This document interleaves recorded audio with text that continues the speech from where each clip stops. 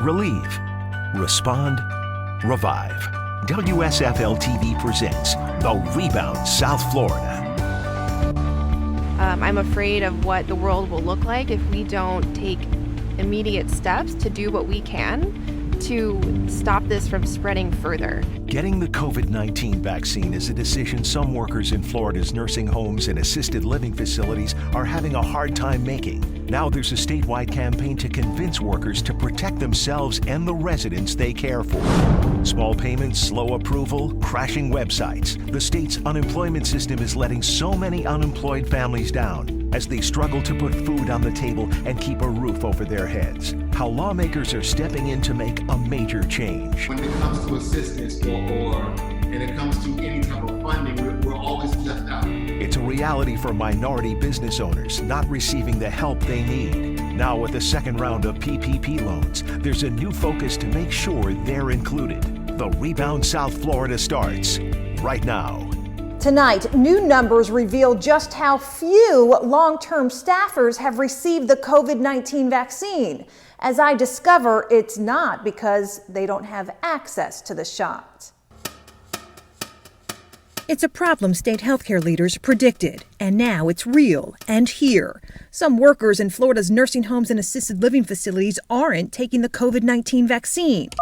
This is concerning. During an industry call late last week, Florida's Surgeon General revealed just how few long-term staffers have been vaccinated since the state started administering shots nearly 1 month ago. 46% of residents have received at least one vaccination, and 75% of facilities have had at least one resident or staff vaccinated. However, the vaccination rates for staff is much lower. It is 20%. The low rates raising alarm in a state that has made vaccinations in long-term care facilities the highest priority because residents here are most likely to die from the virus. In an email we received, the president of Florida's Nurses Association explained the hesitancy among nurses. They are concerned about the speed with which the vaccine was developed. They are waiting to see how it affects their colleagues who are taking it. They have concerns about fertility issues if they intend to have children. Some of them question the effectiveness of the vaccine, again, because not enough time has passed. You're going to do what your friends do, right? That's kind of human nature. The state's Nursing Home Association now stepping up its own statewide information campaign,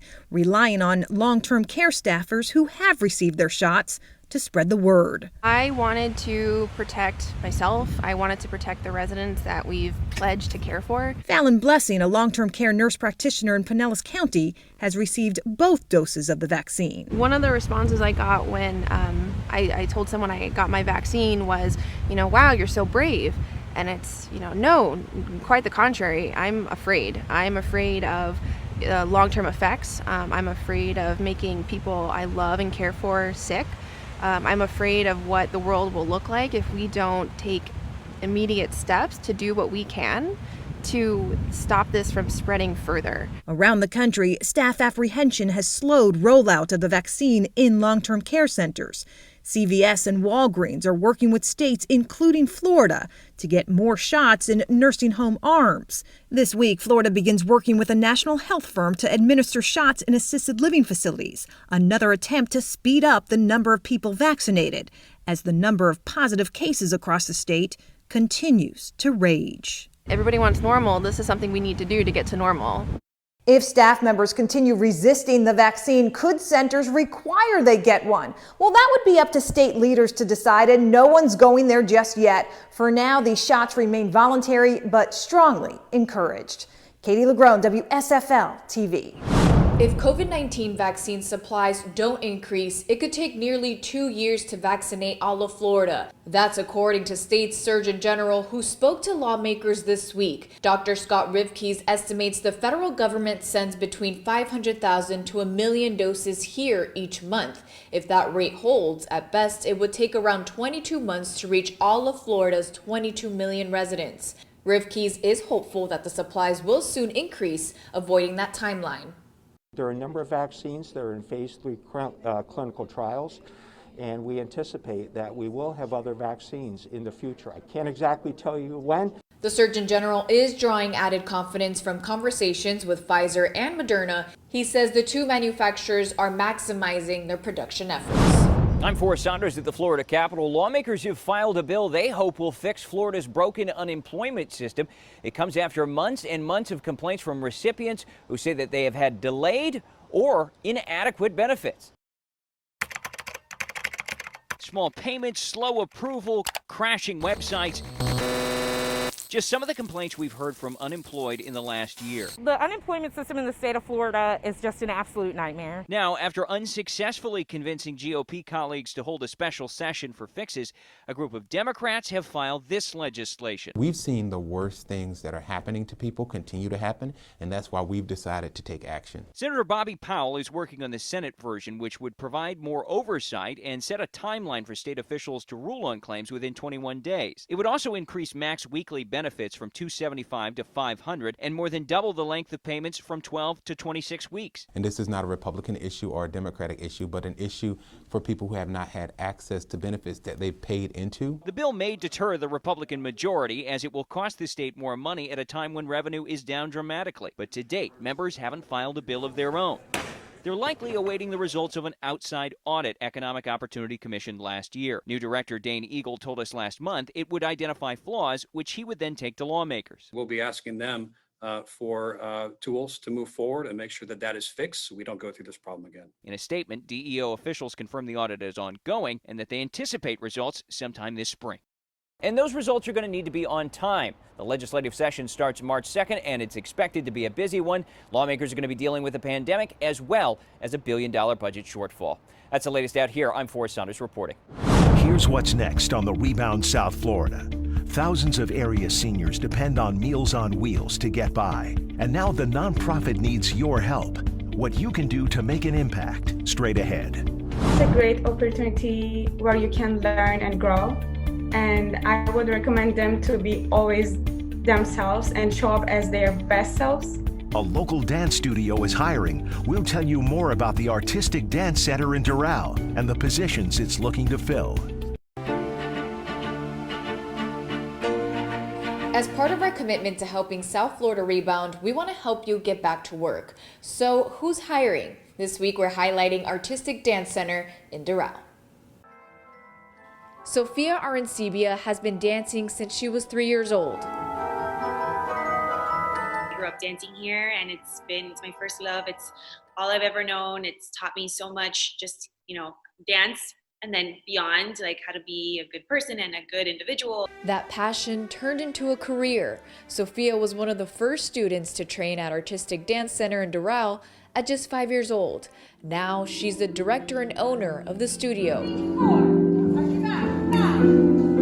She acquired Artistic Dance Center in 2019, just before the pandemic hit. The pandemic hit. What am I going to do? I'm still learning how to run a business. And then now I had to switch gears and completely learn how to run the business in a whole new way. I had a lot of help and guidance from Elizabeth, who was the previous owner. She kind of coached me through a lot of it and we got through it. After much success through virtual dance and eventually in-person classes for young dancers, Sophia launched SoFit 305 for adults. Class options include Pilates, yoga, and dance fitness. I wanted to offer fitness classes to adults who maybe either have dance experience or have no dance experience at all, but want to move and dance and have fun while they're exercising. Sophia's looking for 4 to 6 instructors with the same passion she has for dance and fitness to join her team. I'm originally from Istanbul, Turkey. So that's where I started my dancing journey. Didem Saglam also started dancing at a very young age. She's not new to ADC, but is a recent hire for the new program and will be teaching yoga and adult ballet. It's a great opportunity where you can learn and grow. And I would recommend them to be always themselves and show up as their best selves. Sophia says she attributes all of her success in dance and training to ADC and hopes to carry on the legacy of the company for the next generation. With everything going on, there's so much chaos in the world that I think it's a great release to just have fun and let loose. Sophia says classes are limited for safety reasons and everyone is required to wear a mask. For a list of job positions available and for the email to send your resume to, head to WSFLTV.com. thought that they had that fixed. Turned out they didn't. If you haven't received your $600 stimulus check, you're not alone. The IRS is having some unexpected problems. What the issue is and how you can make sure you get the money if you qualify. Helping struggling businesses make ends meet. The next round of PPP loans is now available. What local business owners need to know before filling out that application. You're watching the Rebound South Florida. Getting through this with stories to help get back on track as we rebound in South Florida. The IRS is having serious issues getting stimulus checks out to millions of Americans. In some cases, sending money to the wrong bank accounts or sending a paper check to people who got direct deposit last time the stimulus checks went out. Here's some insight into why we are seeing some of these issues, but also the solutions the IRS is working on, one of which includes some people having to take action themselves. When $1,200 stimulus checks went out last April, experts say it was not surprising to see issues with getting money to people, as the IRS had to rush to set up a system and get checks out fast. But this time around, with the system in place for months, I thought it would be smoother because they had a lot of experience. Bob Probasco, a CPA and head of a tax clinic at Texas A&M University of Law, is surprised to see an estimated 13 million checks delayed because of issues the IRS is having this round. There was one big problem that surprised me because it was a problem before, and we thought it had been fixed, but it had not. That problem is with the IRS sending money to the wrong accounts, mostly for taxpayers who had returns done by companies like H&R Block or TurboTax, since these companies usually set up temporary bank accounts to get their clients a refund faster. And stimulus checks are again going to those temporary accounts, getting sent back to the IRS, and then getting mailed as a check. I thought that they had that fixed. Turned out they didn't. A new issue this round is with stimulus checks getting mailed versus direct deposited.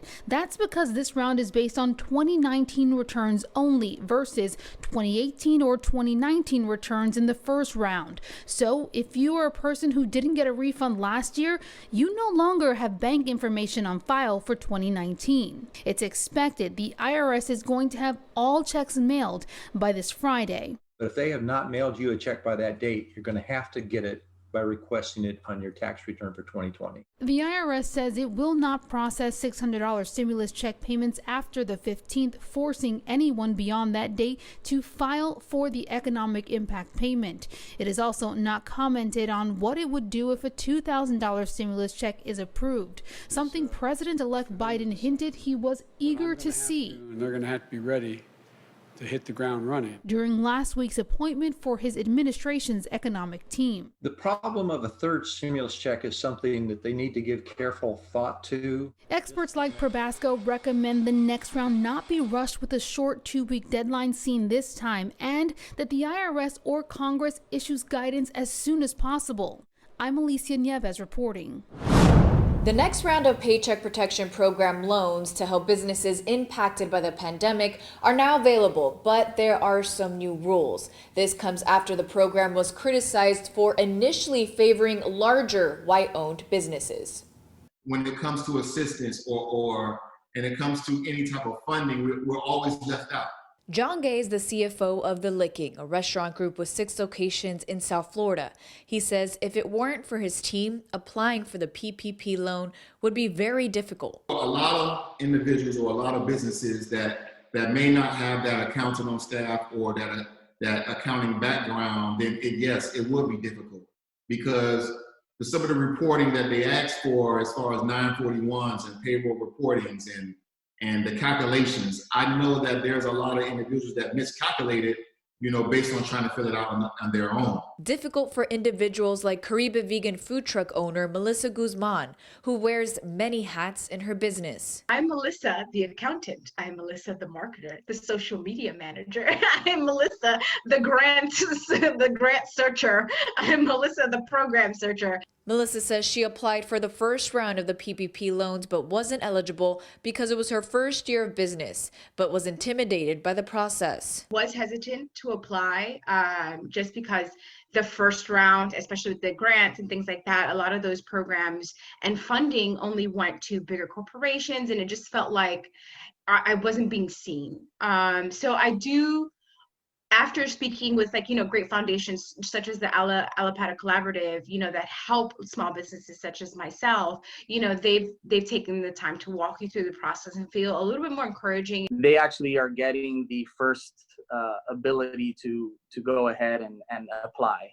JC DeOna with Centennial Bank says applications from small community financial institutions were prioritized during the 3-day exclusive outreach to minority-owned businesses. There's some pluses that are very specific to restaurant owners and hotel operators, people in hospitality, because the way that you calculate what you can get from a loan amount, you would get 12 months of your payroll, and then you would divide that by 12 and then multiply that, which gives you your monthly amount times 2.5. And that's how you get your loan amount. If you own a restaurant or a hotel, you can actually multiply that now by 3.5 times. So it's going to give you a little bit more money.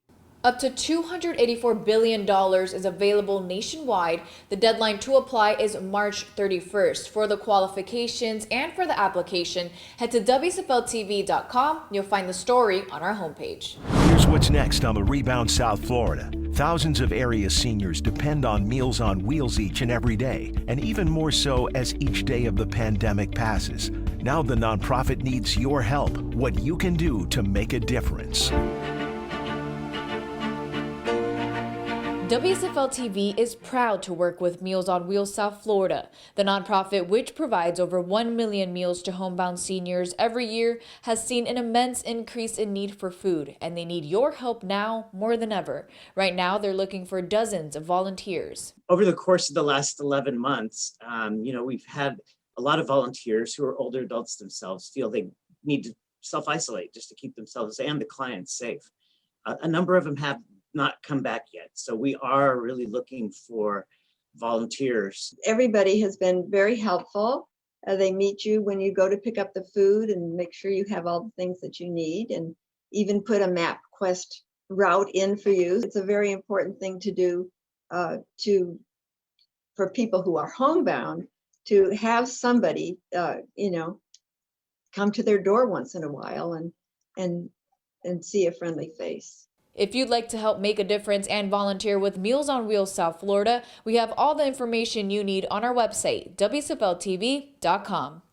Every week on The Rebound, we highlight communities in South Florida. The pandemic has changed the way people do their day-to-day activities, including Omari Bernard. He lives in Kendall and says he spends more time outside to enjoy sunny South Florida. Wherever I move, if I move out of Miami or out of the state of Florida, I want to be near a beach. I think that's very important to me. So I think I talk about the beach a lot, and also the accessibility of the weather. Pretty much all year round, you can come down here. There is a game place called Flippers off of 117th and Kendall that I used to go to growing up as a kid, and then going to the movie theater right afterwards. And that movie theater is now LA Fitness. Flippers doesn't exist. So there's a part of me that I do miss it, like nostalgia, but the other part is seeing like other areas come about and other areas growing around it, that it's nice. I have my little go-tos that I always go to. Akashi, it's like Japanese sushi. I love sushi. I love like Sergio's and La Carreta, Fritanga, like the little pockets and little areas.